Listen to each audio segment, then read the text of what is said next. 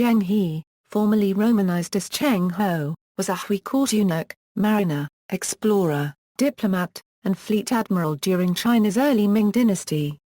Zheng commanded expeditionary voyages to Southeast Asia, South Asia, the Middle East, and East Africa from 1405 to 1433. As a favorite of the Yongle Emperor, whose usurpation he assisted, he rose to the top of the imperial hierarchy and served as commander of the southern capital Nanjing. These voyages were long neglected in official Chinese histories but have become well known in China and abroad since the publication of Liang Qichao's biography of our homeland's great navigator, Zheng He in 1904. A trilingual stele left by the Navigator was discovered on the island of Sri Lanka shortly thereafter. Family: Zheng He was the second son of a family from Kunyang, Yunnan. He was originally born with the name Ma He. His family were Hui people. He had 4 sisters and 1 older brother. Zheng He was born into a Muslim family. However, his religious beliefs became all-embracing and eclectic in his adulthood. The Liang and Changal inscriptions suggest that Zheng He's devotion to Tianfu was the dominant faith to which he adhered, reflecting the goddess' central role to the treasure fleet. He was the great-great-great-grandson of Sayyid Urjal Shams al-Din Omar, a Persian who served in the administration of the Mongol Empire and was the governor of Yunnan during the early Yuan dynasty. His great-grandfather was named Bayan and may have been stationed at a Mongol garrison in Yunnan. His grandfather carried the title Hji. His father had the surname Ma and the title Hji. The title suggests that they had made the pilgrimage to Mecca. In the autumn of 1381, a Ming army invaded and conquered Yunnan, which was then ruled by the Mongol prince Basala Warmi, Prince of Liang. In 1381, Ma Hji died as a casualty of the hostilities between the Ming armies and Mongol forces. Dreyer states that Zheng He's father died at age 39 while resisting the Ming conquest. Leavarth states Zheng He's father died at age 37, but it is unclear whether it was due to helping the Mongol army or due to just being caught in the onslaught of battle. When Ming, the oldest son, would bury their father outside of Kunming. In his capacity, Admiral Zheng He had an epitaph engraved in honor of his father, which was composed by the Minister of Rites Li Zigang on the Duanwu festival of the 3rd year in the Yongle reign. Life, early life and castration. Zheng He was captured by the Ming armies at Yunnan in 1381. General Fu Yud saw Zheng He on a road and approached him in order to inquire about the location of the Mongol pretender. Zheng He responded defiantly that he had jumped into a lake. Afterwards, the general took him prisoner. The young Zheng He was soon castrated before being placed in servitude of the Prince of Yan. However, Leavarth has stated that he was castrated in 1385. He was sent to serve in the household of Tsu Di, Prince of Yan. He was 10 years old when he entered into the service of the Prince of Yan. Tsu Di was 11 years older than Zheng He. Since 1380, the prince had been governing Beiping, which was located near the northern frontier where the hostile Mongol tribes were situated. Zheng He would spend his early life as a soldier on the northern frontier. He often participated in Tsu Di's military campaigns against the Mongols. On March 2, 1390, Zheng He accompanied Tsu Di when he commanded his first expedition, which was a great victory as the Mongol leader Nagachu surrendered as soon as he realized he had fallen for a deception. Eventually, he would gain the confidence and trust of the prince. Zheng He was also known as Sanbao during the time of service in the household of the Prince of Yan. This name was a reference to the 3 jewels in Buddhism. He received a proper education while at Beiping, which he would not have had if he had been placed in the imperial capital Nanjing, as the Yongle Emperor did not trust eunuchs and believed that it was better to keep them illiterate.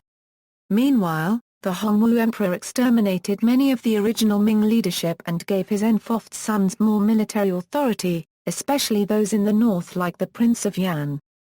Adulthood and military career. Zheng He's appearance as an adult was recorded. He was 7 chi tall, had a waist that was 5 chi in circumference, cheeks and a forehead that were high, a small nose, glaring eyes, teeth that were white and well-shaped as shells, and a voice that was as loud as a bell.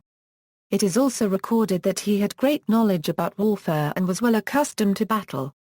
The young eunuch eventually became a trusted advisor to the prince and assisted him when the Zheng Emperor's hostility to his uncle's feudal bases prompted the 1399–1402 Jinnan campaign, which ended with the emperor's apparent death and the ascension of the Tsu Di, Prince of Yan, as the Yongle Emperor. In 1393, the crown prince had died, thus the deceased prince's son became the new heir apparent. By the time the emperor died, the Prince of Qian and the Prince of Jin had perished, which left Tsu Di, the Prince of Yan, as the eldest surviving son of the emperor. However, Tsu Di's nephew succeeded the imperial throne as the Zheng Emperor. In 1398, he issued a policy known as Qichao, reducing the feudatories, which entails eliminating all the princes by stripping their power and military forces. In August 1399, Tsu Di openly rebelled against his nephew. In 1399, Zheng He successfully defended Beiping's city reservoirs in Dunbar against the imperial armies. In January 1402, Tsu Di began with his military campaign to capture the imperial capital Nanjing. Zheng He would be one of his commanders during this campaign. In 1402, Tsu Di's armies defeated the imperial forces and marched into Nanjing on July 13, 1402. Tsu Di accepted the elevation to emperor 4 days later. After ascending the throne as the Yongle Emperor, he promoted Zheng He as the Grand Director of the Directorate of Palace Servants. During the New Year's Day on February 11, 1404, the Yongle Emperor conferred the surname Zheng to him, because he had distinguished himself defending the city reservoirs in Dunbar against imperial forces in the siege of Beiping of 1399. Another reason was that the eunuch commander also distinguished himself during the 1402 campaign to capture the capital Nanjing. It is believed that his choice to confer the surname Zheng was because the eunuch's horse had been killed during the battle at Sandunba near Beiping at the onset of his rebellion. He was initially called Ma Sanbao, either a permilla paragraph or a permilla. In the new administration, Zheng He served in the highest posts, as Grand Director and later as Chief Envoy during his sea voyages. In 1424, Admiral Zheng He travelled to Palembang to confer an official seal and letter of appointment upon Shi Jizhen, who was placed in the office of Pacification Commissioner. The Taizong Shilu 27 February 1424 entry reports that Shi Jizhen had sent Qu Yankeng as envoy to petition the approval of the succession from his father Shi Jinqing, who was the Pacification Commissioner of Palembang, and was given permission from the Yongle Emperor. On September 7, 1424, Tsu Gaozi had inherited the throne as the Hongxi Emperor after the death of the Yongle Emperor on August 12, 1424. When Zheng He returned from Palembang, he found that the Yongle Emperor had died during his absence. After the ascension of Tsu Di's son as the Hongxi Emperor, the ocean voyages were discontinued and Zheng He was instead appointed as defender of Nanjing, the empire's southern capital. In that post, he was largely responsible for the completion of the porcelain Tower of Nanjing, an enormous pagoda still described as a wonder of the world as late as the 19th century. On May 15, 1426, the Qian Emperor ordered the Directorate of Ceremonial to send a letter to Zheng He to reprimand him for a transgression. Earlier, an official petitioned the emperor to reward workmen who had built temples in Nanjing. The Qian Emperor responded negatively to the official for placing the costs to the court instead of the monks themselves, but he realized that Zheng He and his associates had instigated the official. Dreyer noted that the nature of the emperor's words indicated that Zheng He's behavior in this situation was the last straw, but that there's too little information about what had transpired beforehand. Nevertheless, the Qian Emperor would eventually come to trust Zheng He. In 1430, the new Qian Emperor appointed Zheng He to command over a seventh and final expedition into the Western Ocean. In 1431, Zheng He was bestowed with the title Sanbao Taijin. Death. One theory is that Admiral Zheng He died in 1433. It may have happened during or shortly after the seventh voyage. Although, another theory is that Zheng He continued being the defender of Nanjing, ultimately dying in 1435. In 1985, a Muslim-style tomb was built in Nanjing on the site of an earlier horseshoe-shaped grave. It contains his clothes and headgear as his body was buried at sea. Expeditions. the Yuan dynasty and expanding Sino-Arab trade during the 14th century had gradually expanded Chinese knowledge of the world. Universal maps previously only displaying China and its surrounding seas began to expand further and further into the southwest with much more accurate depictions of the extent of Arabia and Africa. Between 1405 and 1433, the Ming government sponsored 7 naval expeditions. The Yongle Emperor disregarding the Hongwu Emperor's expressed wishes designed them to establish a Chinese presence and impose imperial control over the Indian Ocean trade, impress foreign peoples in the Indian Ocean basin, and extend the empire's tributary system. It has also been inferred from passages in the history of Ming that the initial voyages were launched as part of the emperor's attempt to capture his escaped predecessor, which would have made the first voyage the largest-scale manhunt on water in the history of China.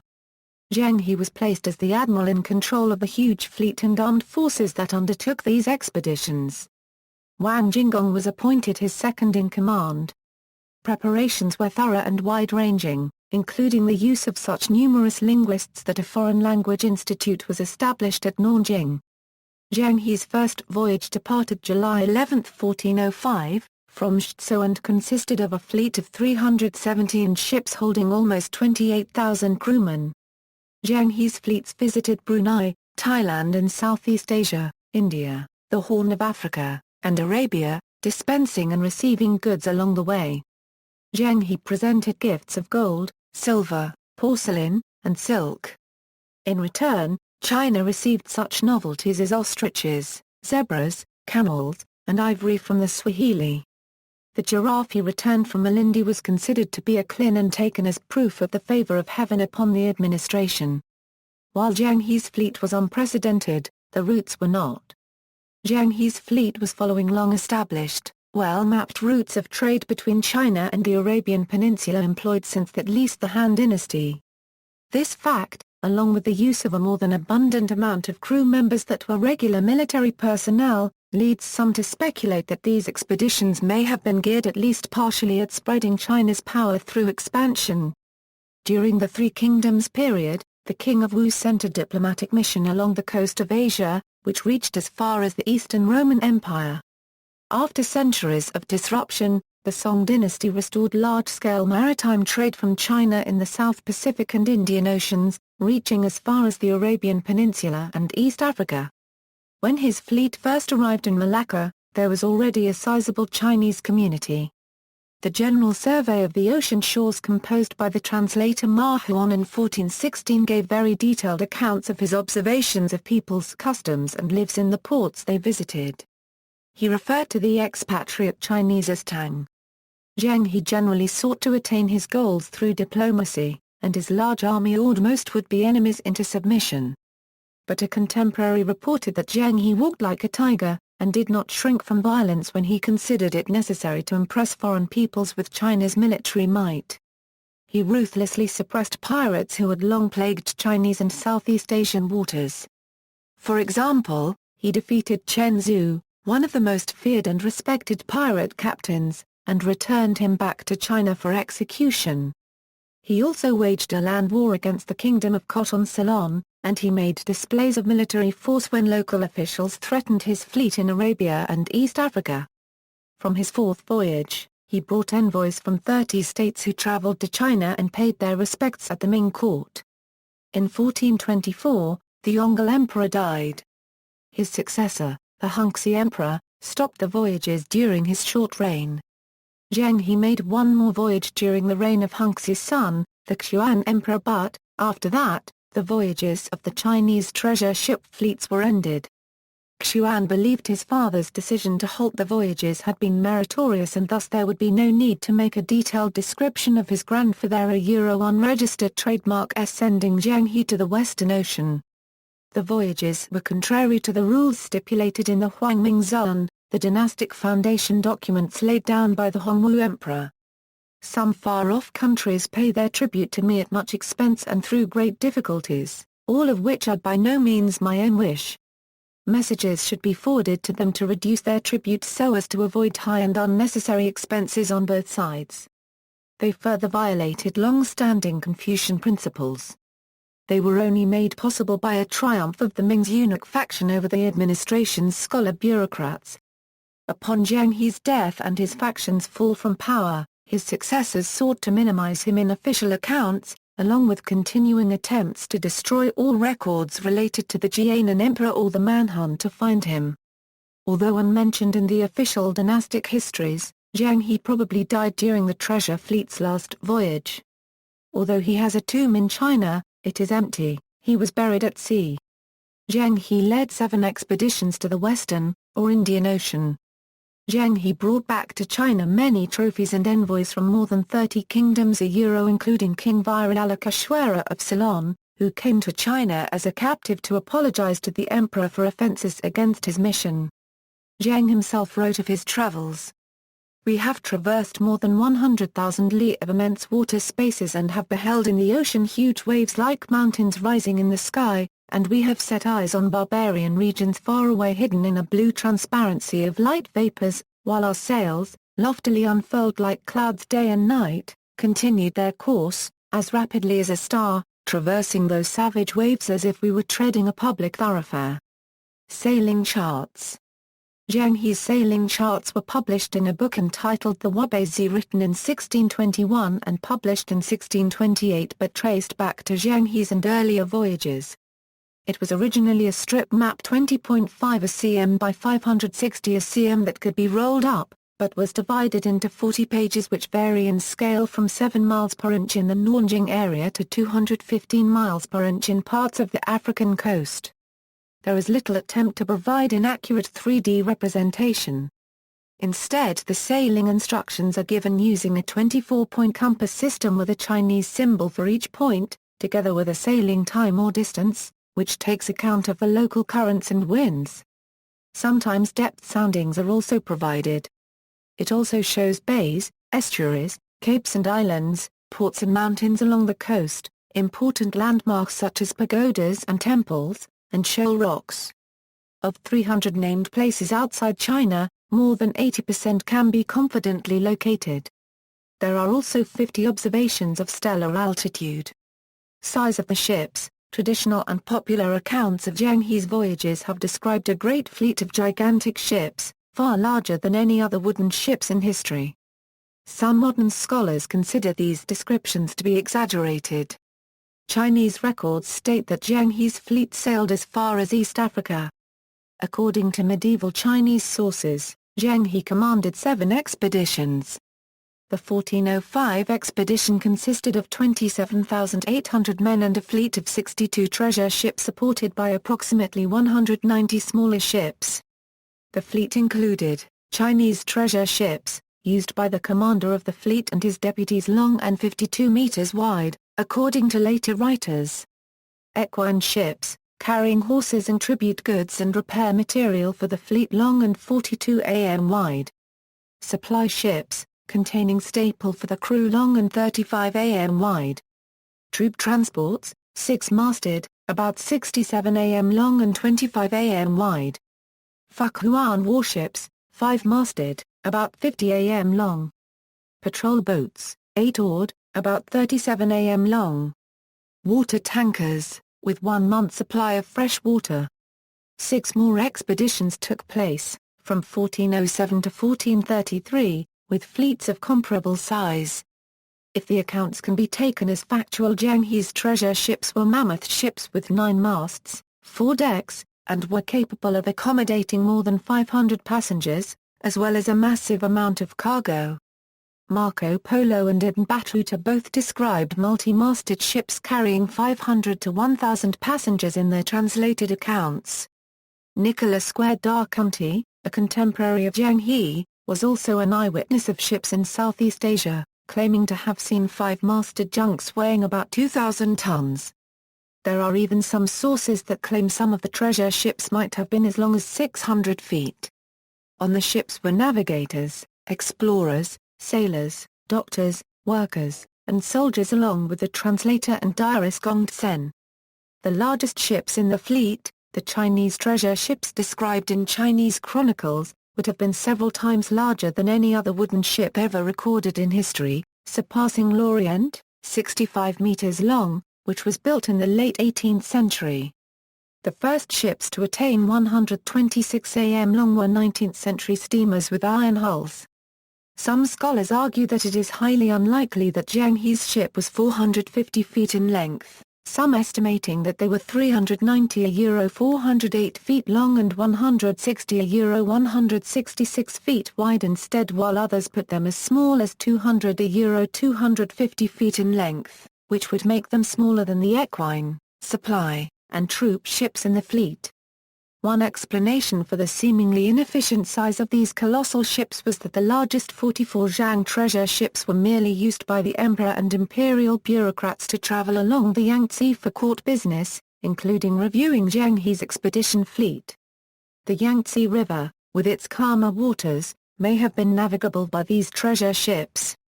Zheng He, a court eunuch, would not have had the privilege in rank to command the largest of these ships, seaworthy or not. The main ships of Zheng He's fleet were instead six-masted 2,000 liao ships. Legacy. Imperial China. In the decades after the last voyage, imperial officials minimized the importance of Zheng He and his expeditions throughout the many regnal and dynastic histories they compiled. The information in the Yongle and Qichao emperors' official annals was incomplete and even erroneous. Other official publications omitted them completely. Although some have seen this as a conspiracy seeking to eliminate memories of the voyages, it is likely that the records were dispersed throughout several departments and the expeditions unauthorized by the injunctions of the dynastic founder presented a kind of embarrassment to the dynasty. State-sponsored Ming naval efforts declined dramatically after Zheng's voyages. Starting in the early 15th century, China experienced increasing pressure from the surviving Yuan Mongols from the north. The relocation of the capital north to Beijing exacerbated this threat dramatically. At considerable expense, China launched annual military expeditions from Beijing to weaken the Mongolians. The expenditures necessary for these land campaigns directly competed with the funds necessary to continue naval expeditions.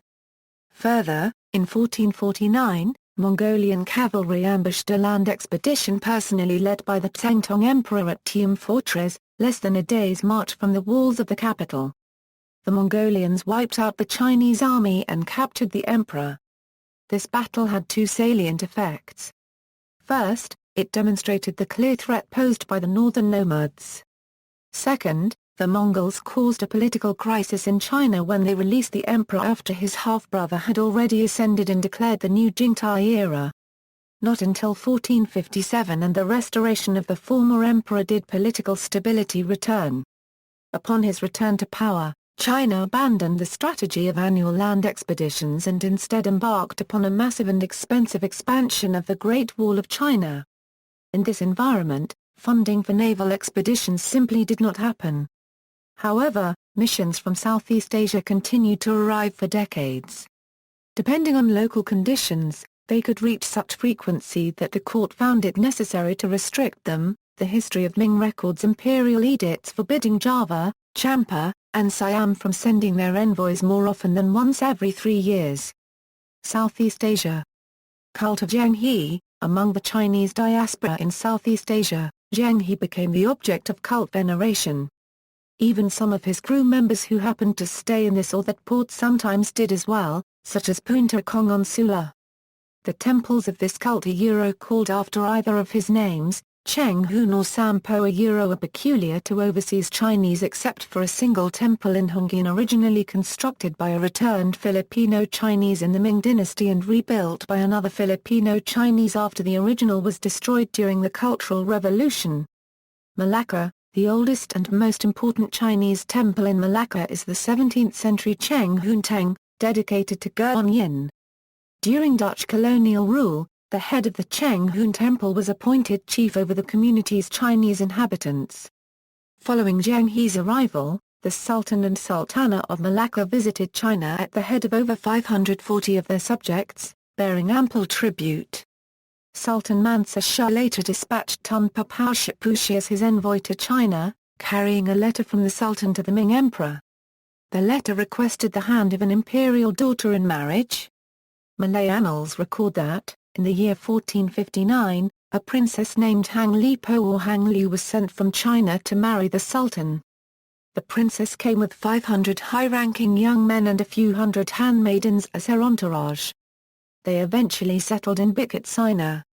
It is believed that a significant number of them married into the local populace, creating the descendants now known as the Peranakan. Owing to this supposed lineage, the Peranakan still use special honorifics, Baba for the men and Mianaya for the women. Indonesia. Indonesian Chinese have established temples to Zheng He in Jakarta, Cirebon, Surabaya, and Semarang.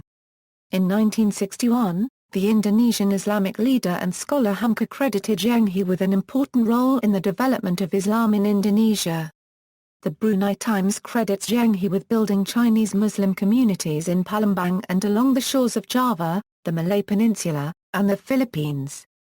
These Muslims allegedly followed the Hanafi school in the Chinese language. This Chinese Muslim community was led by Jian Yingyu, who urged his followers to assimilate and take local names. The Chinese trader Sun Long even supposedly adopted the son of the king of Majapahit and his Chinese wife, a son who went on to become Raden Pata. Amid this assimilation, the Hanafi Islam became absorbed by the local Shafi'i school and the presence of distinctly ethnic Chinese Muslims dwindled to almost nothing. The Malay annals also record a number of Hanafi mosques in Semarang and Ankle. For instance, were converted directly into temples of the Zheng He cult during the 1460s and 70s. Modern scholarship. In the 1950s, historians such as John Fairbank and Joseph Needham popularized the idea that after Zheng He's voyages China turned away from the seas due to the Heian Edict and was isolated from European technological advancements. Modern historians point out that Chinese maritime commerce did not totally stop after Zheng He, that Chinese ships continued to participate in Southeast Asian commerce until the 19th century, and that active Chinese trading with India and East Africa continued long after the time of Zheng. Moreover, revisionist historians such as Jack Goldstone argue that the Zheng He voyages ended for practical reasons that did not reflect the technological level of China. Although the Ming Dynasty did ban shipping with the Heian Edict, this was a policy of the Yongle Emperor that long preceded Zheng He, and the ban so obviously disregarded by the Yongle Emperor was eventually lifted entirely. However, the ban on maritime shipping did force countless numbers of people into smuggling and piracy. Neglect of the Imperial Navy and Nanjing dockyards after Zheng He's voyages left the coast highly vulnerable both to Japanese woko during the 16th century. Richard von Glan, a UCLA professor of Chinese history, commented that most treatments of Zheng He present him wrongly, they offer counterfactual arguments, and emphasize China's missed opportunity. This narrative emphasizes the failure instead of the accomplishments, despite his assertion that Zheng He reshaped Asia. Glan argues maritime history in the 15th century was essentially the Zheng He story and the effects of his voyages. Cultural influence. Despite the official neglect, the adventures of the fleet captured the imagination of some Chinese, and novelizations of the voyages occurred, such as the Romance of the Three-Jeweled Eunuch in 1597. On his travels, Zheng He built mosques while also spreading the worship of Mazar. He apparently never found time for a pilgrimage to Mecca but did send sailors there on his last voyage. He played an important part in developing relations between China and Islamic countries. Zheng He also visited Muslim shrines of Islamic holy men in the Fujian province. In modern times, interest in Zheng He revived substantially. In Werner Vinge's 1999 science fiction novel A Deepness in the Sky, a race of commercial traders in human space are named the Cheng Ho after the admiral. The expeditions featured prominently in Heather Tyrrell's 2005 novel The Map Thief. For the 600th anniversary of Zheng He's voyages in 2005, the Chinese CCTV produced a special television series Zheng He Xiaoxiang, starring Galen Lo as Zheng He.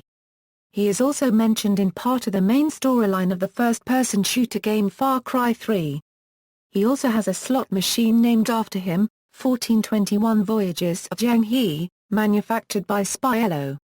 Relics. Nanjing Temple of Mazal. Zheng He built the Tianfu Palace, a temple in honor of the goddess Mazal, in Nanjing after the fleet returned from its first western voyage in 1407. Taekong stele. The deed of foreign connection and exchange, or Tongfan deed stele, is located in the Tianfu Palace in Taikorn, whence the expeditions first departed. The stele was submerged and lost, but has been rebuilt. Nanjing stele, in order to thank the celestial wife for her blessings, Zheng He and his colleagues rebuilt the Tianfu Palace in Nanjing, Yongle County, in Fujian Province as well prior to departing on their last voyage. At the renovated temple, they raised a stele entitled A Record of Tianfu showing her presence and power, discussing their earlier voyages. Sri Lankan stele, the Gaul trilingual inscription in Sri Lanka was discovered in the city of Gaul in 1911 and is preserved at the National Museum of Colombo. The three languages used in the inscription were Chinese, Tamil and Persian. The inscription praises Buddha and describes the fleet's donations to the famous Buddhist Narayana temple of Tondisvaram. Tomb and Museum, Zheng He's tomb in Nanjing has been repaired and a small museum built next to it, although his body was buried at sea off the Malabar coast near Calicut in western India. However, his sword and other personal possessions were interred in a Muslim tomb inscribed in Arabic. The tomb of Zheng He's assistant Hong Bao was recently unearthed in Nanjing, as well. Commemoration, in the People's Republic of China, July 11 is Maritime Day and is devoted to the memory of Zheng He's first voyage. Initially Kunming Changshui International Airport was to be named Zheng He International Airport. Gallery. See also. Notes. References. Bibliography, Chan, Hock Lam. The Kian Wen, Young Lo, Hung Sai, and Sa 1/4 and T. E. Rains, 1399 Euro 1435. The Cambridge History of China, Volume 7, The Ming Dynasty, 1368 Euro 1644, Part 1. Cambridge, Cambridge University Press. ISBN A9780521243322 Deng, Gang. Chinese Maritime Activities and Socio-Economic Development, c. 2100 BC, 1900 AD. Greenwood Press. ISBN 0-313-29212-4. Dreyer, Edward L. Zheng He, China and the Oceans in the Early Ming, 1405 Euro 1433. Longman. ISBN 0-321-08443-8. Dwevndak, J. J. L. True Dates of the Chinese Maritime Expeditions in the Early 15th Century. Town Pao 34, 341 Euro 413 doi, 10.1163/156853238X00171. JSTORA 4527170. Leavards, Louise. When China Ruled the Seas, The Treasure Fleet of the Dragon Throne, 1405 Euro 1433. Oxford University Press, trade paperback. ISBN 0-19-511207-5. Mills, JVGR and Yisheng Lan, The Overall Survey of the Ocean's Shores, translated from the Chinese text edited by Fengchen Chun with introduction, notes and appendices by JVG Mills. White Lotus Press. Reprinted 1970, 1997. ISBN 974-8496-78-3. Ming Yang, Dr. Su 2004 7 Epic Voyages of Zheng He and Ming China, Ray, Haraprasad. An analysis of the Chinese maritime voyages into the Indian Ocean during early Ming Dynasty and their raison d'etre. China Report 23, 65 Euro 87 doi, 10.1177/00944558702300107 Viviano, Frank. China's Great Armada. National Geographic, 208, 1, 28 Euro 53, July.